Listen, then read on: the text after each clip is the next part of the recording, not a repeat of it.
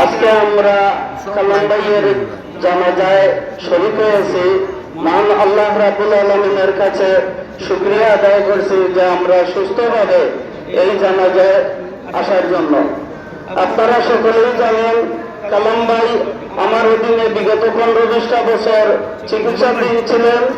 কালাম ভাই যে কোনো অসুবিধা হলেই আমাকে ফোন দিয়ে বলতেন, ভাই আমার এই অসুবিধা আছে, এই অসুবিধা আছে।